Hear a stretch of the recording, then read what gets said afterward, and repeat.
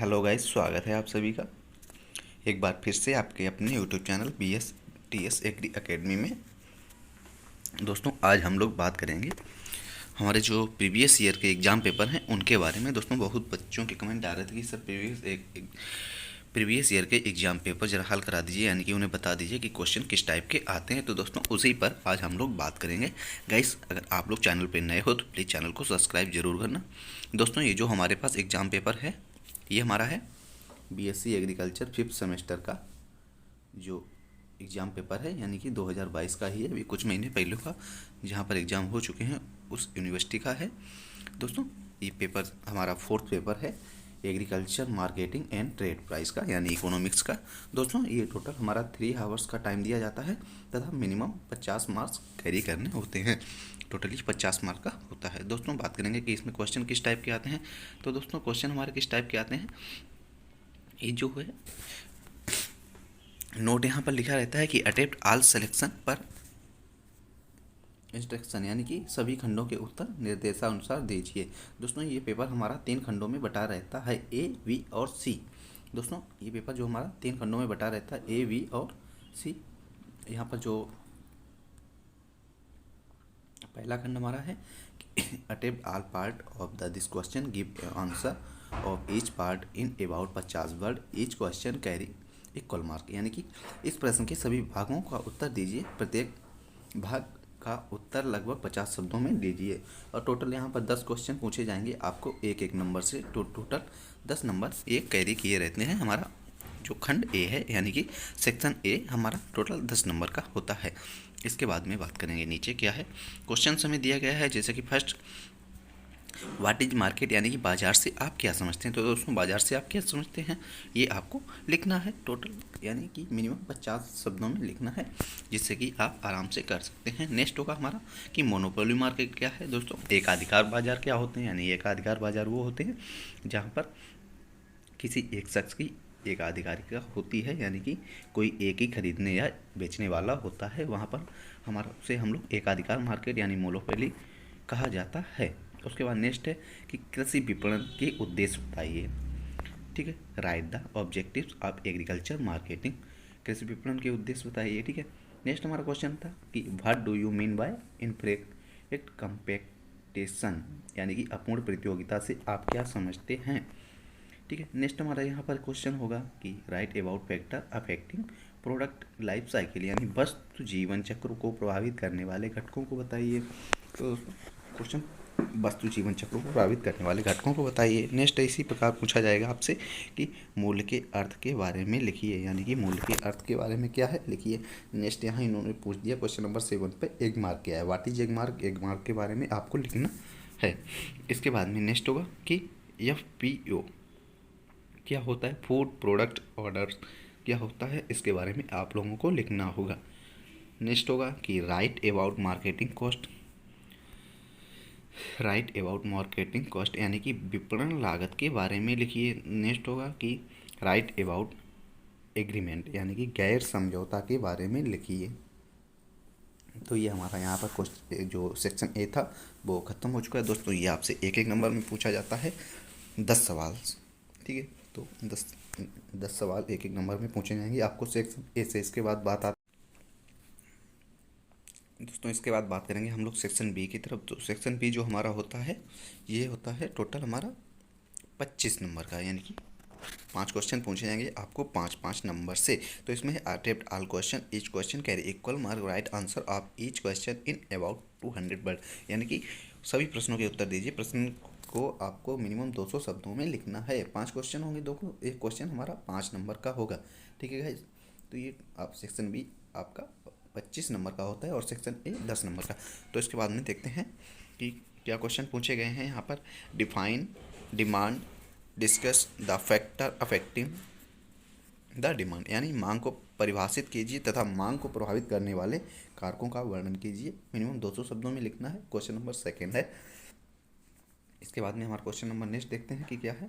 Question number जो next है, या यहाँ पर और में आपको हर क्वेश्चन के लिए 2 क्वेश्चन पूछे जाएंगे। इसमें से आपको सेक्शन बी में 2 में से कोई एक करना होगा। यहाँ अथवा में भी एक आपको क्वेश्चन दिया गया है कि विज्ञापन के दोष व वर्णन कीजिए। ये अथवा में क्वेश्चन है, या तो आप वो कर सकते हैं, ये कर सकते हैं, ठीक है। नेक्स्ट होगा क्वेश्चन नंबर 3। क्वेश्चन नंबर 3 में है right the law of demand, discuss the exception of law of demand, यानी मांग के नियम लिखिए तथा मांग के नियम की मान्यता का वर्णन कीजिए। क्वेश्चन हमारा है मांग के नियम तथा मांग के नियम की मान्यताओं का वर्णन कीजिए। इसके बाद क्वेश्चन नंबर हमारा रहेगा नेक्स्ट, इसी का जो और में दिया है, यानी अथवा में क्वेश्चन दिया है कि विज्ञापन के उद्देश्य की व्याख्या कीजिए, ठीक है। क्वेश्चन हमारा है कि विज्ञापन के discuss the objective of advertising, तो विज्ञापन के उद्देश्य की व्याख्या कीजिए। नेक्स्ट क्वेश्चन नंबर हमारा 4 रहेगा कि विपणन परितोष का वर्णन कीजिए। दोस्तों ये क्या होता है विपणन परितोष, आपको पढ़ लेना है आराम आराम से, मिनिमम कम से कम 200 शब्दों में इस क्वेश्चन का आंसर देना होगा। ये क्वेश्चन आपको 5 नंबर से दिलाएगा। नेक्स्ट है भुगतान संतुलन के बारे में लिखिए। दोस्तों right about the balance of payment, भुगतान संतुलन के बारे में लिखिए। क्वेश्चन नंबर हमारा जो है, इसके बाद चलते हैं क्वेश्चन नंबर नेक्स्ट में हमारा question number 5, right about marketing efficiency, यानी विपणन दक्षता के बारे में लिखिए। दोस्तों विपणन दक्षता क्या होती है उसके बारे में आपको लिखना है। नेक्स्ट है कि विपणन लागत से आप क्या समझते हैं। दोस्तों what do you mean bye marketing cost, यानी विपणन लागत से आपको क्या समझते हैं। इसके बाद बात करेंगे क्वेश्चन नंबर 6 में दिया है classify the market on the basis of time, समय के आधार पर बाजार का वर्गीकरण कीजिए। दोस्तों जो कि 3 प्रकार का होता है, शॉर्ट टर्म, लॉन्ग टर्म तथा मीडियम टर्म, जो समय के आधार पर मार्केट होते हैं। नेक्स्ट है इसका अथवा में जो क्वेश्चन दिया गया है classify the market on the basis of region, यानी कि क्षेत्र के आधार पर बाजार का वर्णन कीजिए। दोस्तों क्षेत्र के आधार पर बाजार कितने प्रकार के होते हैं आपको लिखना है। इसके बाद बात करेंगे हम लोग खंड सी की तरफ, यानी जो सेक्शन सी हमारा है, ये इस पे हम लोग बात करेंगे। जो हमारा सेक्शन सी है, लॉन्ग आंसर टाइप क्वेश्चन होंगे। यहाँ पर नोट में लिखा गया है कि attempt any 2 question, all question carry equal mark, give mark और ईच क्वेश्चन अबाउट 500 वर्ड। दोस्तों ये कम से कम आपको 500 शब्दों में लिखना है। यहाँ पर आपको 2 क्वेश्चन ही अटेम्प्ट करने होंगे, यानी कि ऊपर थे कितने 5, 1 10 और 2 यहाँ 11 क्वेश्चन, 12 क्वेश्चन आपको टोटल करने रहेंगे इस पेपर से। तो यहाँ पर जितने भी दिए हों लॉन्ग टाइप आंसर में आपको 2 क्वेश्चन के ही आंसर देने हैं, जो कि आपको मिनिमम 500 शब्दों में लिखना है। ये क्वेश्चन आपको मिनिमम कितना, एक क्वेश्चन आपको 7.5 नंबर दिलाएगा, तो यानी कि 2 क्वेश्चन आपके 15 नंबर के हैं। तो गाइस ये क्वेश्चन क्या है हमारे, देखते हैं। क्वेश्चन हमारे हैं define agriculture marketing, discuss the objective of agriculture marketing, यानी कृषि विपणन को परिभाषित कीजिए, कृषि विपणन के उद्देश्यों का वर्णन कीजिए।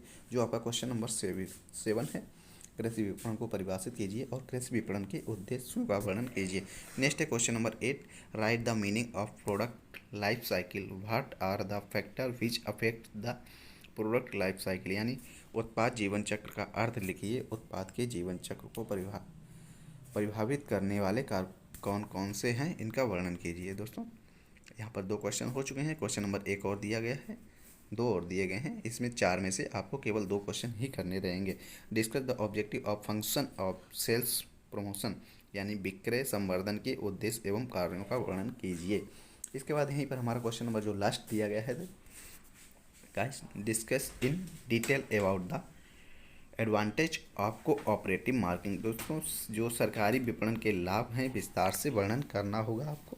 टोटल क्वेश्चन आपको ये जो 4 में से 2 क्वेश्चन ही करने होंगे, और जो आपका एक क्वेश्चन है ये 7 नंबर का होगा, 7.50 यानी 7.5 नंबर का होगा, जिसका आंसर आपको मिनिमम 500 शब्दों में देना होगा।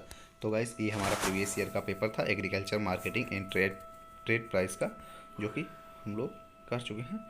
और ये एक लास्ट में क्वेश्चन और अथवा में दिया है इन्होंने कि भारत के प्रतिकूल बाजार संतुलन के कारण को विस्तार से लिखिए।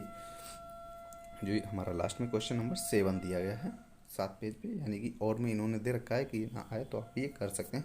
तो गाइस अगर आप लोगों को क्लास पसंद आई हो तो प्लीज़ चैनल को लाइक शेयर और सब्सक्राइब करना। दोस्तों ज़्यादा से ज़्यादा लाइक करना और अपने हर एक फ्रेंड्स के पास शेयर करना जो कि आपका एग्ज़ाम देने वाला हो या देने जा रहा हो। तो तो प्लीज़ गाइस ज़्यादा से ज़्यादा लाइक शेयर और सब्सक्राइब कीजिए। इसके बाद हम लोग मिलेंगे किसी एक नेक्स्ट क्लास में, तब तक के लिए थैंक्स फॉर वॉचिंग।